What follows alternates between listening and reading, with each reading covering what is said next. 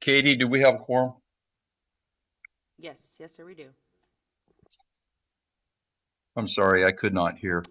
Yes, we do, sir. Turn this volume up. All right, thank you very much. I'm sorry for my check. Jay Hansen, Chief of the Oregon Mechanical Board and Chair of the Oregon Mechanical Board, certainly not the Chief. And I'm checking in with a lot of IT frustration, but I will call the June 5th, 2024 Oregon Mechanical Board meeting in session at 9:40. Katie, would you call the roll, please? Yes, sir. Chair Jay Hansen. Yeah, virtually present. Thank you. Vice Chair Eric Fanning. Present. Thank you. Also virtual. Walter Caudle. Present. Virtually. Thank you, Walter. Jed Sherman. Present. In the room. Ted Zook. Present, virtually. Thank you, Ted. Ted's in the room. Kevin Duell. Present, virtually. Thank you, Kevin. Kevin Ferguson. Present in the room. Thank you. And Chris Miller and Edward Louie are absent, excused. And we do have quorum. Thank you very much, Katie. Are there any changes from the board in regards to the agenda? Hearing none, I, Chair Hansen, rule the agenda and order of business in order and approve. Does anyone have any input on the minutes that Katie sent out from our last meeting? Otherwise, I am going to rule that the March 6, 2024 minutes, as we have them, as have been submitted, are final. The next meeting is going to be on the 11th of September, 2024. Same bat time, same bat channel. Pierre, are there any public comments that need to be addressed? Good morning, Chair Hansen, and thank you, members of the board. For the record, my name is Pierre Sabat, Policy Analyst with the Division. As of this morning, we have received one request for public comment to the board from Mr. Robert Greenway. I believe Mr. Greenway is in the room, so Mr. Greenway, you may come forward, state your name for the record, and provide your public comment. Thank you. Pierre, how much time do we have for public comments? How much time do we offer? 5 minutes, Chair. 5 minutes. So, all right. I've got 9:42. Mr. Greenway, welcome. Oh, Green. Hello, Chair and members. I've been here before, so I'm going to start out with my experience since then. I'm going to start out with a point that I am very much disappointed and somewhat pissed at being marginalized by telling me that I was in the wrong place and that you, the board members, only dealt with commercial stuff, which isn't true. I found out since then that the board handles all mechanical equipment as BWHV is an M code and is required to be installed in homes.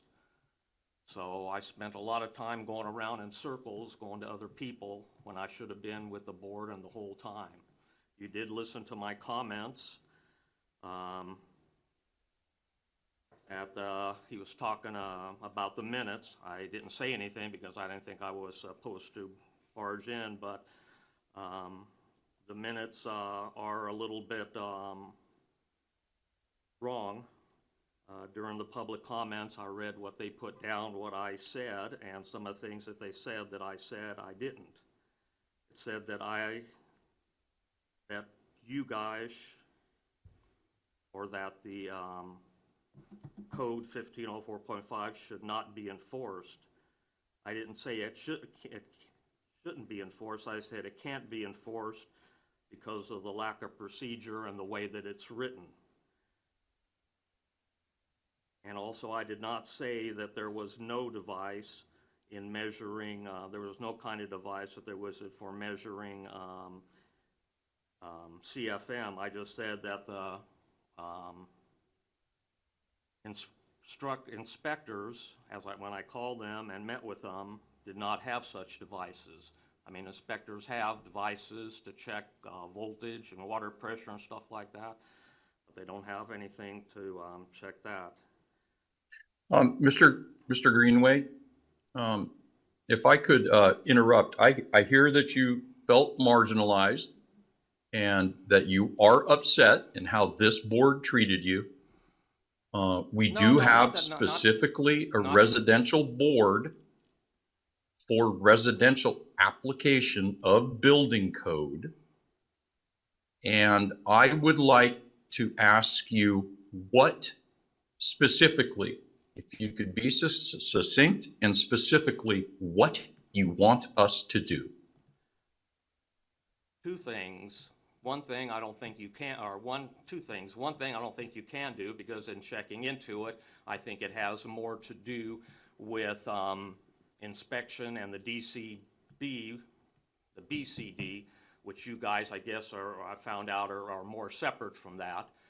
But my contention is that the code that you wrote for, you know, whether it's commercial or residential, the fact is that you're saying that it's commercial, and I've read all the literature about the board, and it doesn't say anything about whether it's commercial or residential. All it says is you guys are in charge of mechanical devices. Okay, so that's a fact from what I have read, unless you can tell me something different. The other things is that, and I'm working with the board, the BCD board people, agency. I've talked to Sean O'Day at the, whatever that is, DCBS or whatever. I had a meeting with him for an hour about the application, and that the inspections and the actuation of this equipment is, I guess another word, marginalized, that nobody follows through, basically nobody knows whether these devices are working or not, okay? And I'm specifically talking about what I have in my house and all the people in my area have, and that's an HRV, heat recovery ventilation, which is part of a balanced, which is the balanced air system, you know, that they put in. Okay. I'm Mr. not Greenway, Yep. we hear you. And I have to say that I personally share your frustration regarding verification of functionality, which this board does not have the power, the tools to. I said, that's exactly what I said, yes. So I do not see that there's anything more that we can do for you at this time. I would like to do more, and I feel frustration about not being able to do more. Yeah. And our time is up. Okay, I'm out of here. Not over. Pierre, is there any more public comment? There is no other signed up public comment, but we can hold the line open for a moment in case there's anyone that hasn't signed up that would like to provide public comment. Thank you. Hearing none, that concludes public comment. Thank you, Chair Hansen. All right, I appreciate that.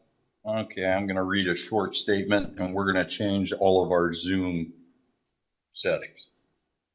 Okay, the mechanical board will now meet in executive session at 9:49. The executive session is held pursuant to ORS 192.660, subpart 2, subpart F, for this session, which allows the board to meet in executive session to consider information or records that are exempt from disclosure by law, including written advice from board counsel. Representatives of the news media and designated staff shall be allowed to attend the executive session. All other members of the audience are asked to disconnect from the audio conference board meeting through Zoom and be asked to leave conference room A. Representatives of news media are specifically directed not to report on or otherwise disclose any of the deliberations or anything said about these subjects during the executive session, except to state the general subject of the session as previously announced. No decision may be made in the executive sessions. At the end of the executive session, the board will return to open session and welcome members, staff, and the public to join the meeting through the original Zoom platform for the rest of the board agenda. Perfect, thank you. Yes, everybody Yeah. please log off and we will go into that new Zoom. Thank you.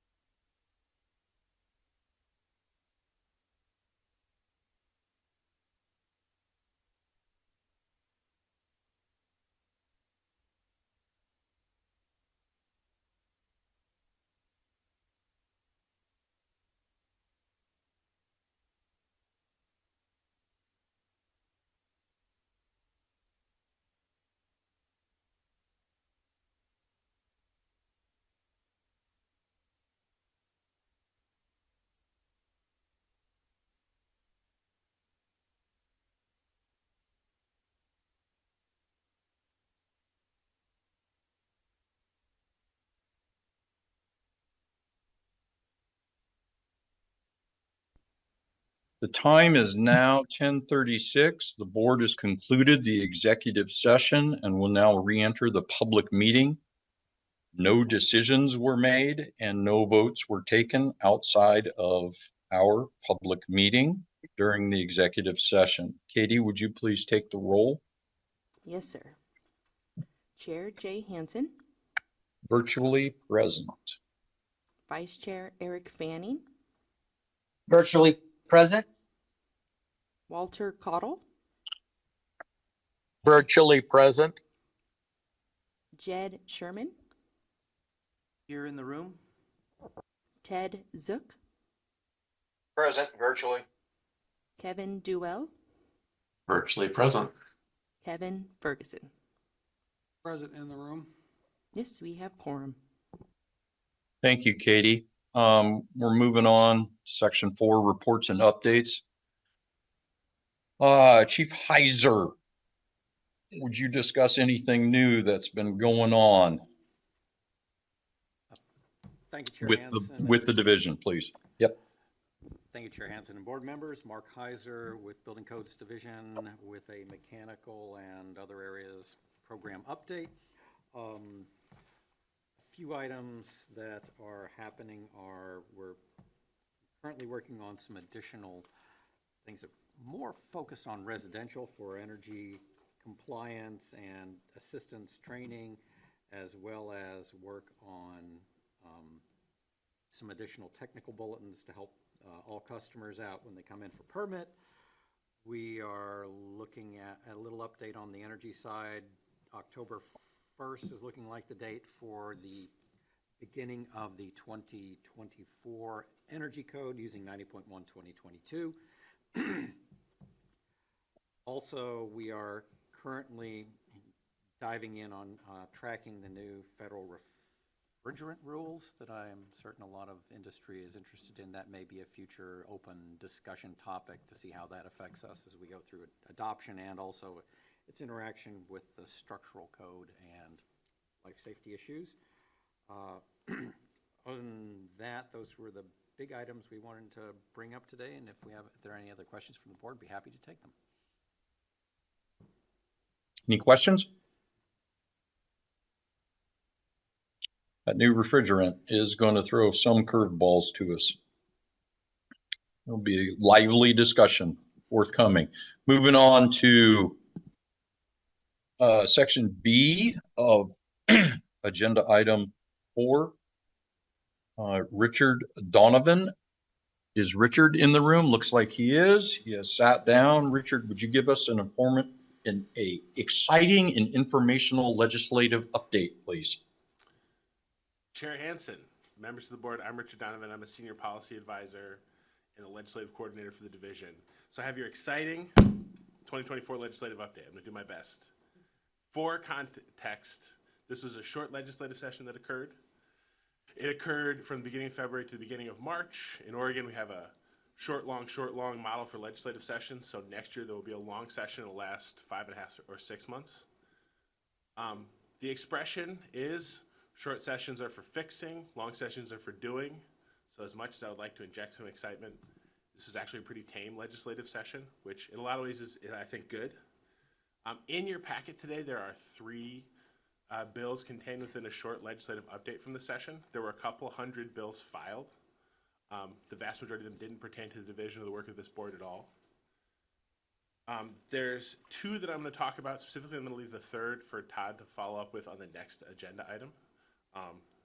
That bill that Todd's going to cover is the housing bill, Senate Bill 1537, that was passed into law and got a lot of attention in the news media. Todd's going to talk about what it means for the division and our plans going forward. The other 2 bills that I would draw your attention to are bills that pertain to the work of the division. I don't think they're specifically related to the purview of this board, but they're good to know about. They're both, I think I'd call them very technical in nature. The first one is House Bill 4016. That bill regards a wildfire grant program that we have administered for a number of years now at the division. The grant program came into existence after the catastrophic 2020 wildfires. After those, the division was given some responsibility to distribute money for home hardening and fire prevention. And that program would have expired this year if it didn't get an extension. It's been extended through 2025. That's what that bill does that pertains to us. We will continue to operate that program. It could be in the future, the policy changes and it gets extended further, or it goes to a different division or agency. But for right now, we're going to continue doing that work until the next time we have to get an extension if it comes up. And the second bill that I would draw your attention to is Senate Bill 1521. The short report lists it as an omnibus human services bill. In short sessions, it's a pretty normal technique to have one bill for a subject matter area that contains a bunch of agreed upon technical fixes to statutes. This was that bill for this session. It regards a bunch of human services items. One discrete portion of that bill regards the work here at the division, and that's about fire safety and sprinklers for residential training programs in adult foster homes. These are residential facilities of a particular character that have requirements that were set to kick in this year. And there's an ongoing policy debate about the necessity of sprinklers versus the ability to continue to drive the creation and maintenance of these facilities, which are necessary for certain populations. The debate is not settled. People continue to agree and disagree. And so this bill extends the deadline another 2 years so we can get a policy fix. Other than that, my next exciting legislative update will be next year. So if you have any questions, I'll be happy to answer them now. Or if you think of them, you can contact me or Chief Heizer or any of the other BCD folks. I do have a question about that last bill, Richard. Sure. Okay, so that bill to come into law has been extended for 2 years. Is that what we're hearing, to allow time for that debate? I'm in this market, and when this bill first passed, we had a absolute avalanche of requests for quotes from numerous people who were trying to invest in a home to convert to a care facility. And they did not know this was coming and didn't have this designing and installing a fire sprinkler system, which can be a $50,000, $60,000, $100,000 item. Sure. To convert a home, and depending on the construction of that home. So do we have another 2 years before that gets figured? It gets codified as law?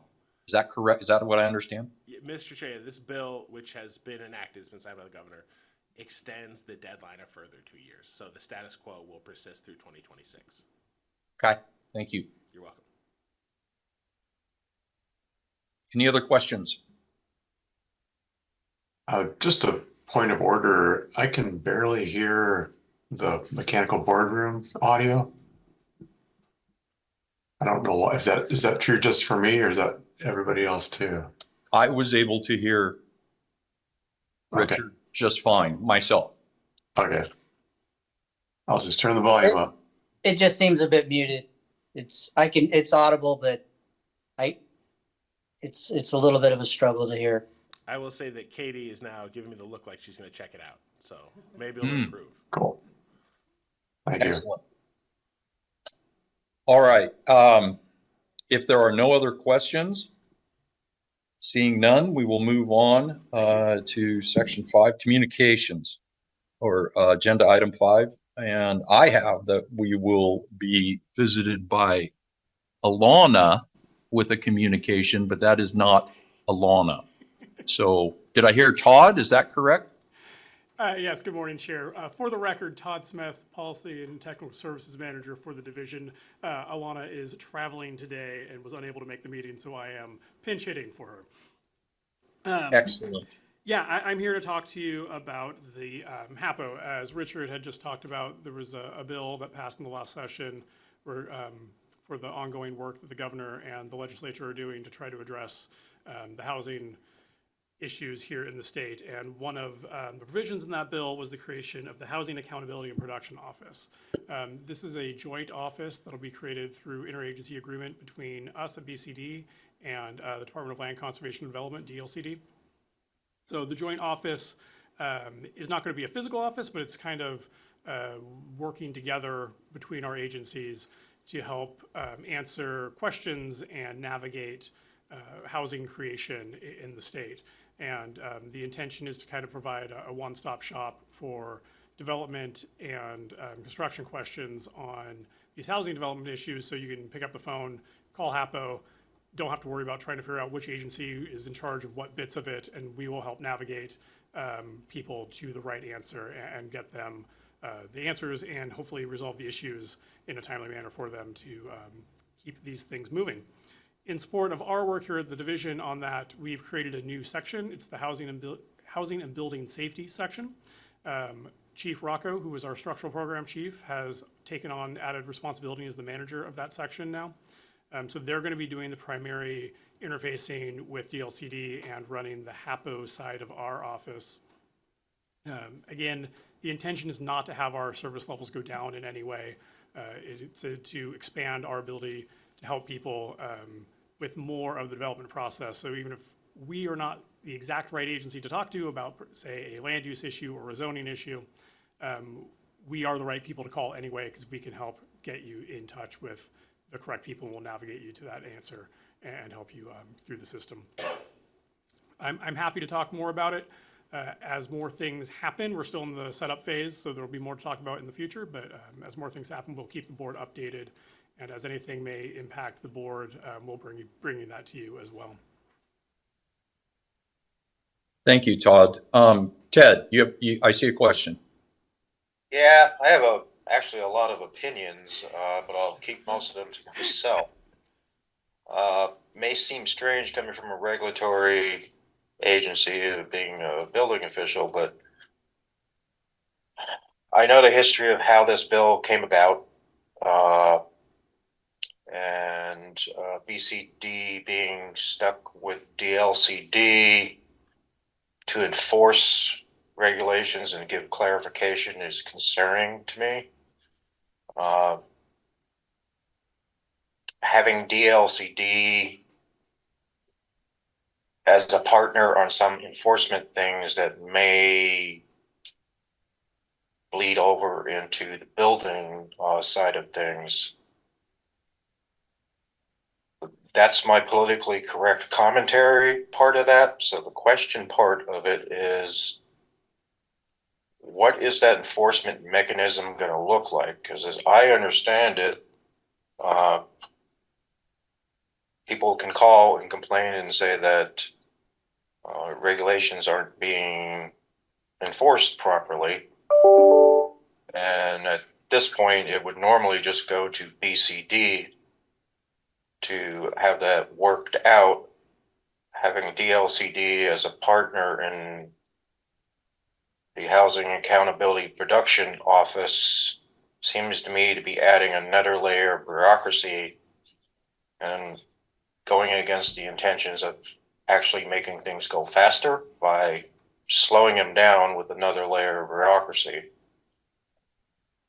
So there's some more opinions slipping into my question, but what does that enforcement mechanism look like? Is there going to be a rulemaking on that, and what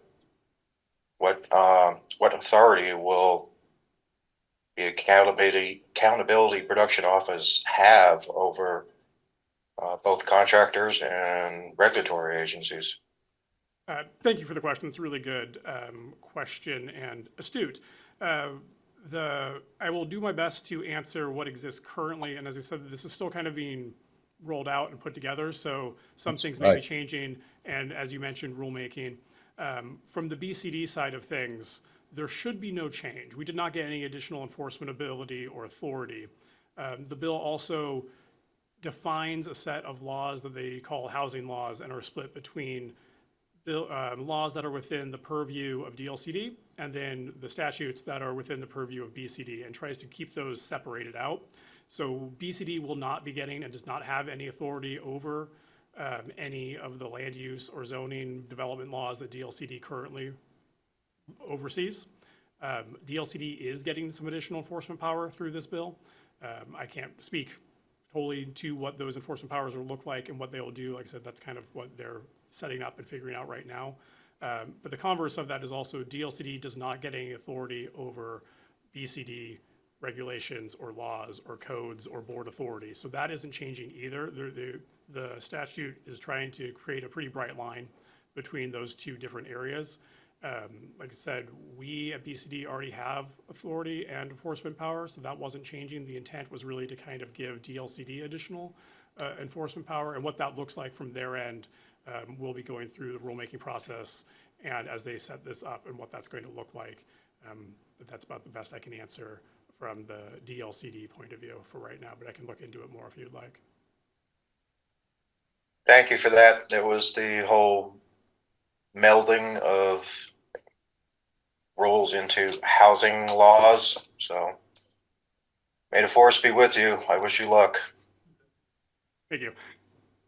Todd, there is the intent of this bill to approach zoning rules and support the governor's initiative to increase housing or take the pressure off of restrictions on increasing housing?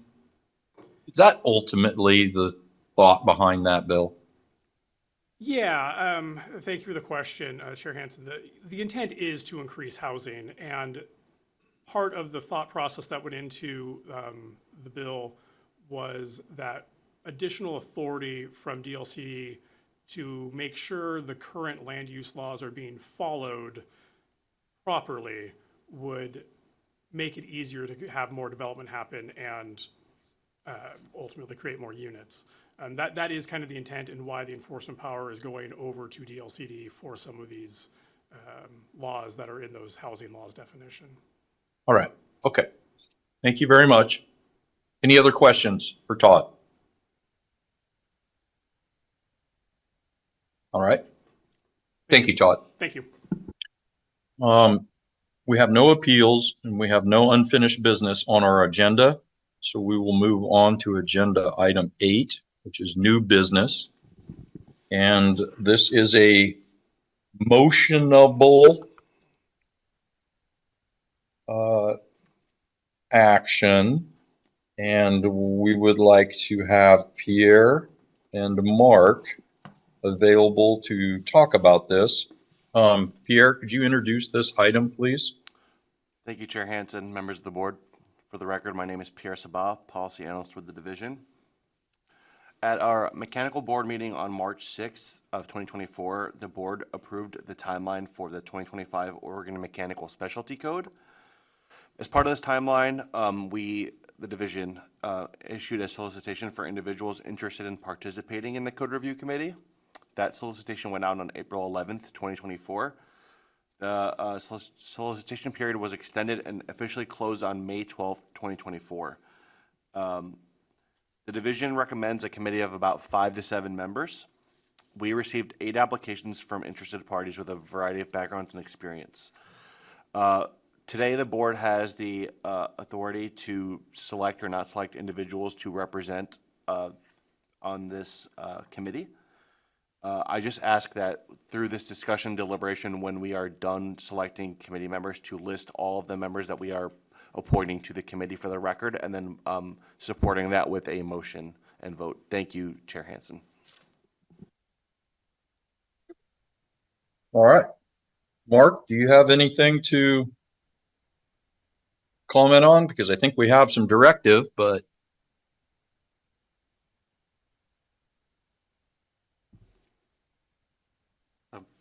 Thank you, Chair Hansen. For the record, Mark Heizer with the division.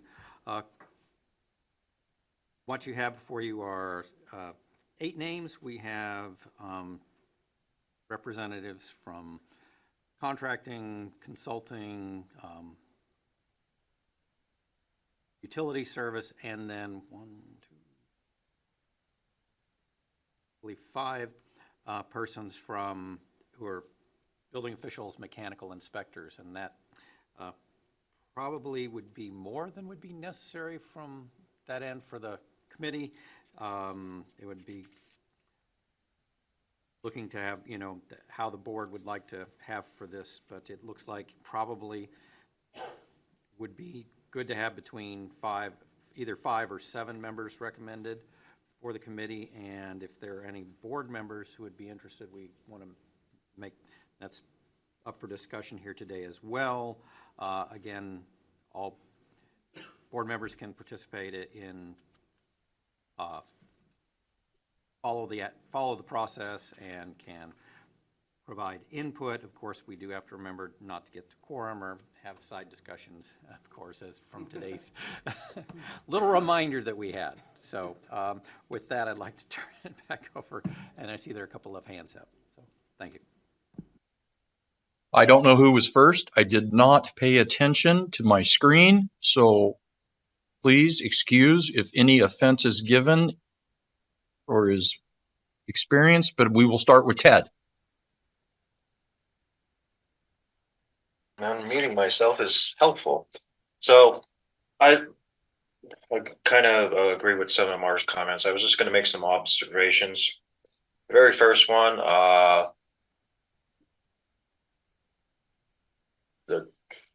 after the presentation we had today, make sure there was no conflict of interest here. I will not be discussing one of the members because they are from Jackson County,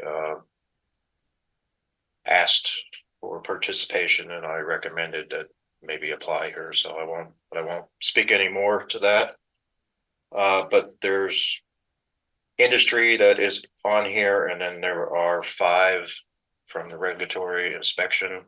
And I agree with Mark, that's way too heavy. We have 8 applications and 5 to 7 board members. My suggestion would be to take the people from industry who are all engineers and possibly pick 2 out of the inspection to give it that 5 to 7 ratio that they're looking for, but not make it inspection heavy. So those are just my comments.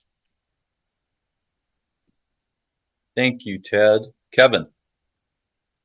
Yeah, similar to Ted, one of the applicants I work directly with, Ian Casey, and so I'm not sure, do I need to recuse myself in some way, or I just wanted to disclose that that's the case.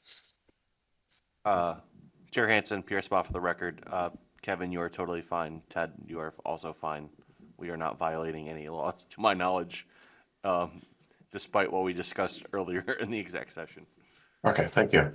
All right. Well, in that old same vein, and this is more of a conflict of interest, I have let Mark know that I would be available to contribute to this code review committee. I've done it a couple times in the past, and I think it's a good idea that there is somebody there from our board who understands the process.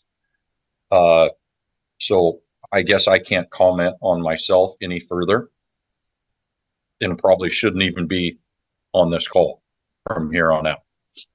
But anyway, so we actually have 9 to choose from.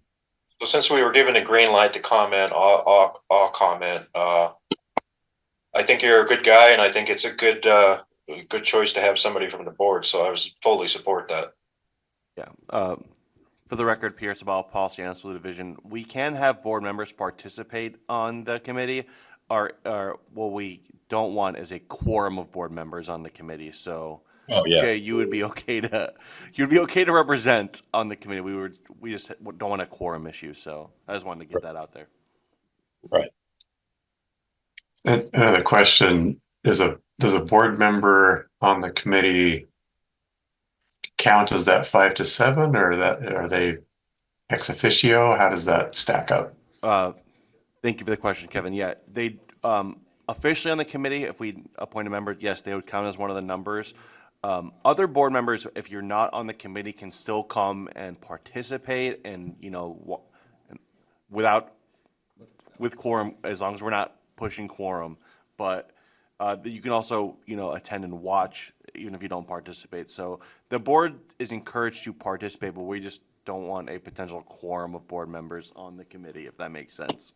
That makes sense. Thank you. Okay. So to keep this sort of going, got a couple plans examiners on here, And we got a couple building officials on here. I guess a plans examiner would be a building official also. Is there a difference? I mean, if you work for the city in the building department, or you work for an entity in the building department, are you still considered a building official? For that one, no. Building officials and inspectors and plan reviewers are a different category. yes. All right, and I have a different approach. Okay, so Ian, So let me clarify that. I mean, sometimes the building official can be the inspector and plan reviewers. yeah, right, correct. But it's, yeah, there's a difference in designation.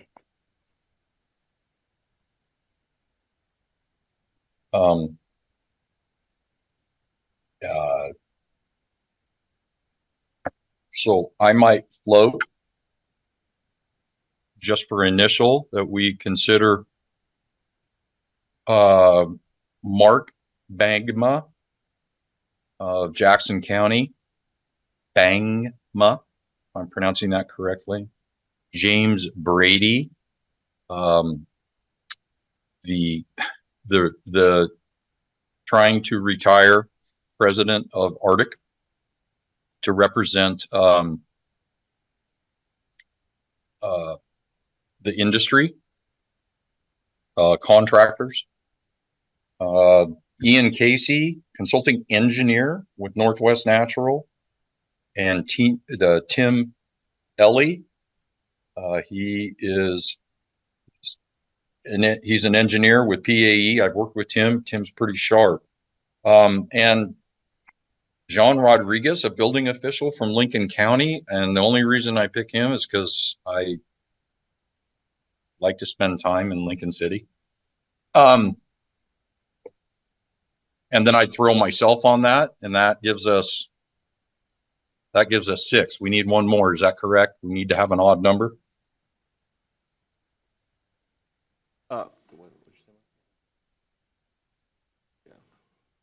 It's normally preferred, but you can have anywhere between 5 and 7, Chair Hansen.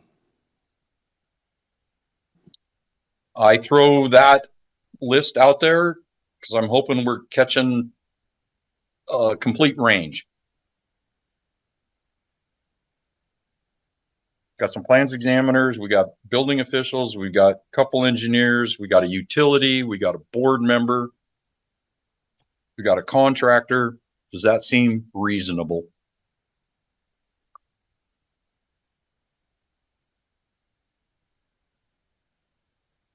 It does. There's also a good geographic representation. You've got from the coast to the central. Yeah. Yeah. Does anybody want to make a motion? Can I make a motion? Yeah, sorry to interrupt, Chair Hansen. For the record, Pierre Sabah, Policy Council of the Division. If the board is okay with this list, I would just say during the motion, we list out all the members one more time, just for the record, that we officially decided on, and then we go through with the taking roll. Thank you. All right. Well, I just checked them on my sheet, so I will go ahead and list Mark Bang. Okay, this is for consideration on the mechanical code review for the mechanical code review committee for 2024. Mark Bangma, construction inspector with Jackson County. James Brady, president emeritus from Arctic. Ian Casey, a consulting engineer with Northwest Natural. Tim Ellie, associate principal and mechanical engineer with VIII. John Rodriguez, building official with Lincoln County. And myself, Jay Hansen, the mechanical board member, contractor. That is the list that I have in front of me. Are there any objections to this or any additions, or does anybody have anything to put? I feel like I'm driving the train too much. I could use some support. I'd second that motion. Let's see, Katie, could you please call the roll? Yes, sir. Walter Caudle, Yay. Kevin Duell, Yay. Jed Sherman, Aye. Ted Zook, Yes. Kevin Ferguson, Yes. Vice Chair Eric Fanning, Aye. and Chair Jay Hansen. Aye. Motion carried unanimously. All right. Let's see. We have a mechanical minor label implementation. Believe that we need to also approve or disapprove of recommending that it be adopted. Pierre or Mark, which one of you would like to? I guess it's Pierre. Pierre, could you please introduce this for us? Yes, thank you, Chair Hansen, members of the board. For the record, again, my name is Pierre Sabah, Policy Analyst with the Division. As Chair Hansen stated, this agenda item is to review and approve the expansion of the scope of the phased mechanical minor label inspection program under OAR 918-440-0520 to allow the program to become statewide. Some background on minor labels in this program. As you know, minor labels allow for some minor work to be completed and inspected using an alternative process to the normal permitting process. Several specialty codes in Oregon have a minor label program.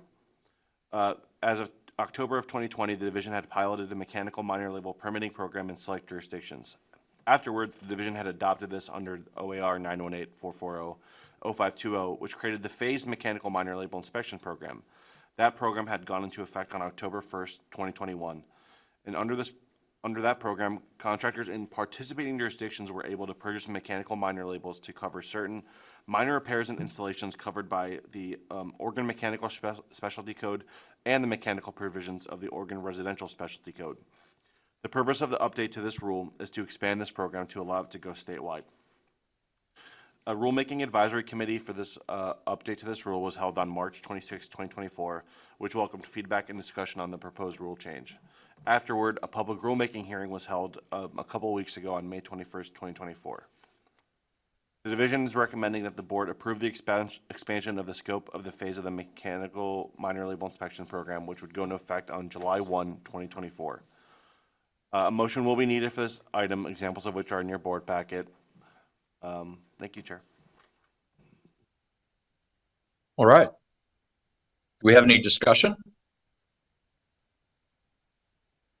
So my understanding is the minor label used to be a limited number of jurisdictions and now it's being expanded to the entire state. Yes, that is correct. If you look in your packet, if you have it in front of you, you will see the edits to the rule language. And under 11, which is being removed, those were the participating counties and cities. So those were the ones that had opted into the phased mechanical minor label program, and now we are moving forward with a statewide implementation. Have any jurisdictions expressed any concerns with this? With what part? Just with going statewide? Yes. We had some feedback from BOs across the state with some concerns that we had addressed. A BO from, I believe, Junction City, Mr. Jason Johannesson, had some concerns with some, I believe, Mark, was it gas? I don't want to misspeak, gas. Mark Heizer with the division and members of the board. It was regarding there's an allowance for disconnecting and reconnecting an appliance downstream of the appliance shutoff valve, so the flexible connector, and that there were potential concerns about leakage at that connection, which would also be similar to disconnecting a residential dryer or range. And so the language was written that sometimes the piping, say you were swapping a water heater or a furnace, has a new connection point and just was allowing that to be touched, but not the piping upstream of the shutoff valve was clarifying some of the questions that came in. Thank you. Thank you. I might just add that Jackson County was one of the participating jurisdictions. And from the inspectors, we had no issues out there. It was just, from the contractor side, it was low participation. So it probably needs to be advertised a little more that this is an option that's available. And as a contractor functioning in Marion and Polk County, we use the heck out of it. It's a wonderful thing. It's taking a permit out, especially across multiple jurisdictions, for the work that this entails, that this covers, which is very minor, minimal impact work, can be referred to as a gear grinder throughout your daily responsibility. And so it's a wonderful thing. It really helps to lessen the impact of bureaucracy from a contractor's point of view. So I think once the rest of the state becomes familiar with this, it'll be nothing but a huge win-win-win-win across the board. And I commend the division for coming up with this and trying it out and implementing it. If I could tag on to your comments from the inspection side, it's also nice that we don't have to go out and look at some routine things that, you're right, hold up contractors and hold up homeowners on something that, if they're a good contractor, they're not going to have a problem with anyway. Right. Right. I can imagine that is a huge gear grinder for those counties that are, or those building departments that are a large geographic area. And I'm noting that at least 10% of minor label projects must be inspected. So yeah, right. So that's we can catch those. There's an opportunity to catch those. Are there any other comments? Do we have a motion? Anybody like to make a motion to approve, motion to amend and approve, or a motion to disapprove? I, Walter Caudle, would make a motion to approve moving to statewide adoption. Sorry. Yep. Any further discussion? Do we have a second? I'll second. Okay. Any further discussion? Seeing none, Katie, would you call the roll? Yes. Walter Caudle. Yay. Kevin Duell. yay. Jed Sherman. Aye. Ted Zook. Yes. Kevin Ferguson. Yes.